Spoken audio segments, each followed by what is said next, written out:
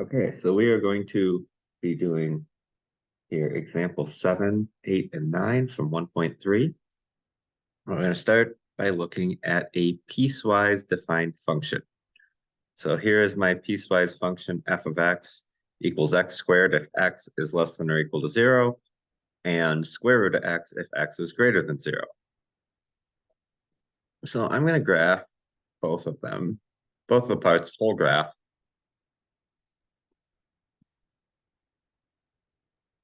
And you need to know how to do this on your graphing calculator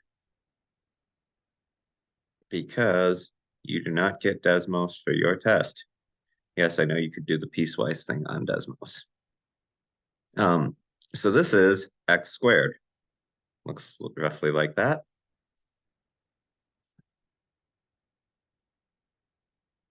This is square root of x. Looks like half of thy sideways parabola. And if you get graphs that you don't know what they look like, you can graph them on your graphing calculator and start from this point. Now to do a piecewise, this x is less than 0. That is the left half of the graph. Make sure we are looking at the x, not the y. So my first thing, x is less than or equal to 0. I am the or equal to means I'm going to place my closed dot on the x value of 0, which happens to be 0, 0. If you need to know what that y value is, you literally plug in this endpoint. Square root of x, so I've got my left half. My right half is square root. Now, theoretically, I should be putting an open circle at where it starts, which would mean I, again, plug in 0 for square root of x. Square root of 0 is 0. I already have a closed circle there, so I do not need to put an open circle over my closed circle. But otherwise, I would put an open circle on that end. And I have this piecewise defined function. When I look at it, I do not have any breaks, so this is a continuous function. Okay? Continuous function is important here. So let's think about that. Okay. We're going to talk about example 8 now. Example 8 has us trying to find a horizontal asymptote and looking if there is one. Now, y equals ln, natural log of x. We're going to go deeper into logs in the future, but this is one of our 12 basic functions, the logarithmic function. Now this, if you remember, is log base e of x. So if we're looking for an asymptote, this one does have a vertical asymptote. We can remember that logs are the inverse of exponentials, meaning this is y equals, this particular exponential would be e to the x.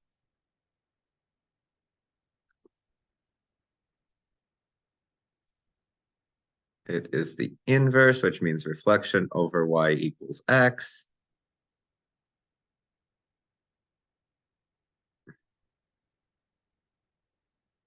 And we're going to go take a look at the graph, and then we'll talk more about this in a second here. So I'm going to pull it up on the graphing calculator.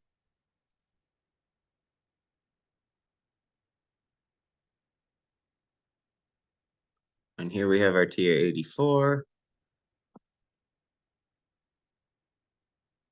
And we're going to clear this. So we're going to go press the ln button, ln x. I think I usually just go zoom standard. So zoom, and I usually press the 6 button.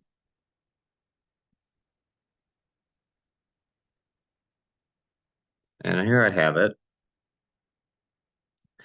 And I want to see, is there a top to this? Well, one way to do this is with the trace. I can press the trace button that's next to graph. And I'm looking at the y coordinates here. Keep an eye on these coordinates. We're looking if it's getting closer to something that it feels like it's going to stop at. Okay.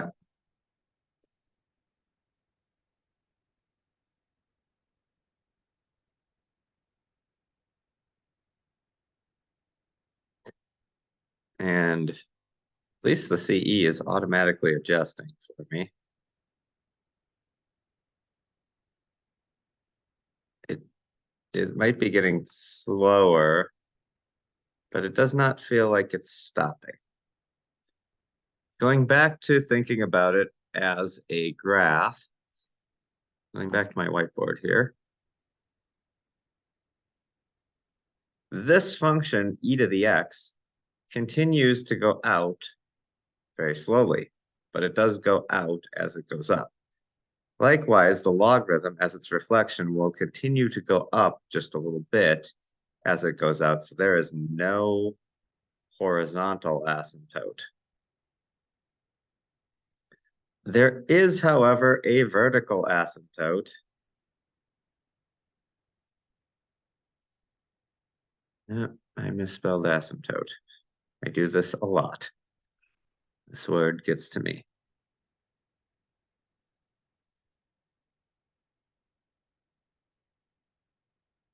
The exponential function had a horizontal asymptote on the x-axis.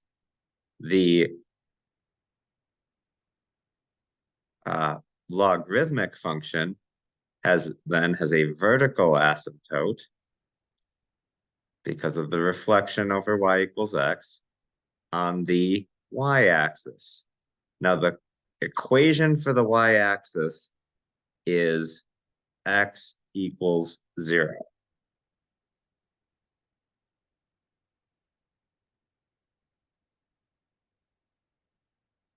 That's the vertical axis, my vertical asymptote, x equals 0. All these coordinates on the y-axis have an x coordinate of 0.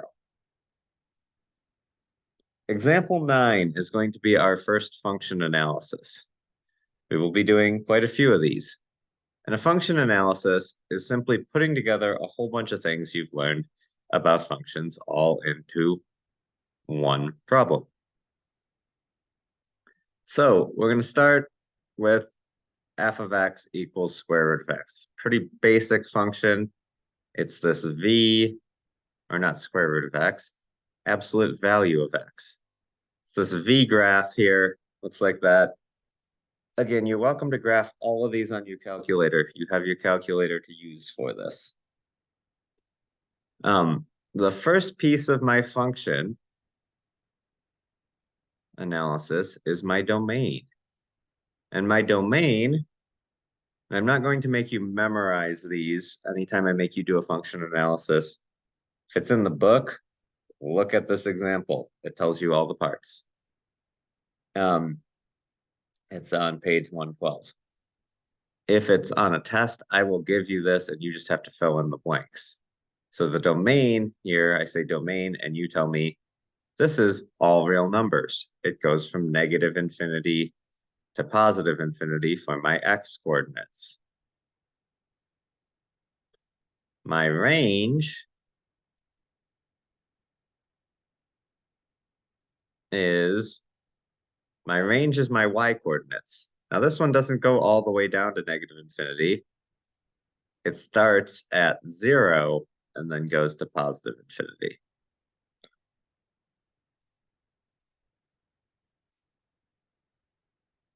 Continuity. So for expressing continuity, they just say it's continuous. I usually tell you where it's continuous. And again, I'm telling you this based on the x coordinates. It's continuous across its entire domain, negative infinity to infinity. Okay.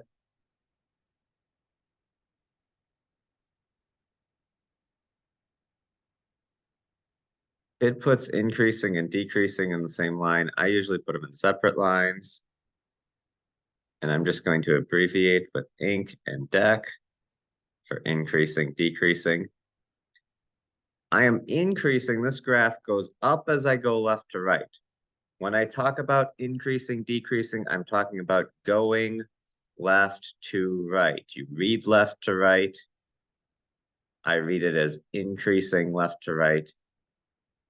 And this is only increasing from 0 to infinity. Now, I do include my point here. And if it were an open circle, I wouldn't, but because it's going through there, I include it on both ends. Left to right, it is decreasing, going infinity to 0. Don't start in the middle and go out and say it's increasing. Make sure you're always looking at it left to right.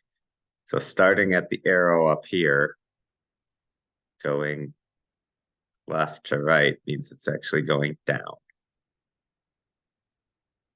Now I look for symmetry.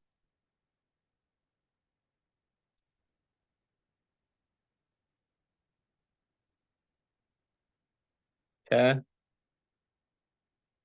This one has symmetry right here.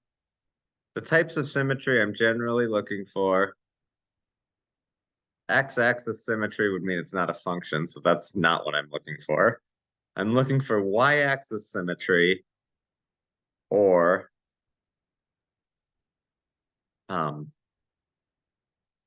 origin symmetry. Y-axis symmetry would be even function.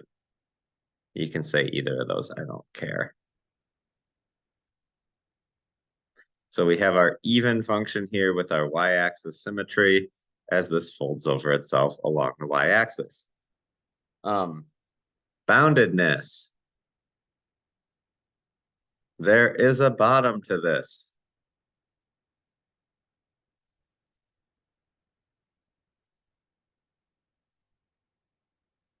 I think that's how I usually write it on the test. The book just says bounded below. When I fill it in, I say boundedness, and you just fill in below or above, or you can say above and below, fully bounded. I'm not that particular on that. Asymptotes is the next part of a function analysis. So usually these are all in one line, but I ran out of space and I misspelled asymptotes.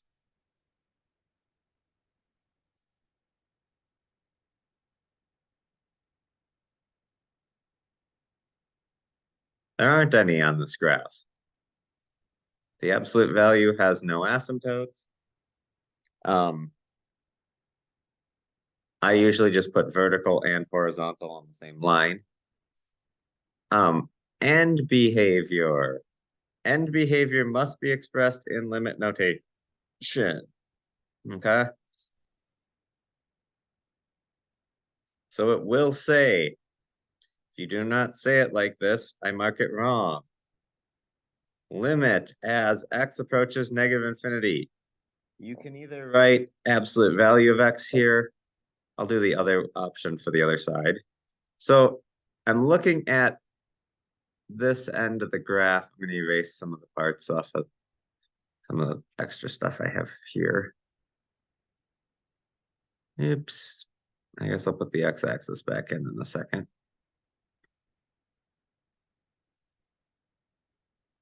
And I'm just going to leave my symmetry because I think I'm going to delete my axis on accident if I don't. So limit means as I go to this end of the graph, as I go further and further to my left, where is my y coordinate going? That one happens to be infinity.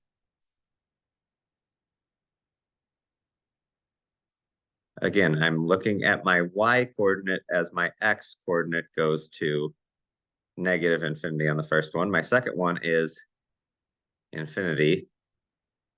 My other option for writing it, instead of writing the formula, and if you have like a long formula, like a big polynomial or a long rational function, it might be easier to just say f of x.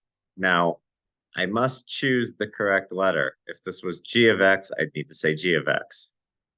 Okay. has to match up with the function I chose. And again, I'm now going to look at the other end of the graph. So I go this way. Where is my y coordinate going? It's going continuously up. That is infinity. Both my end behaviors are going to infinity. That concludes section 1.3.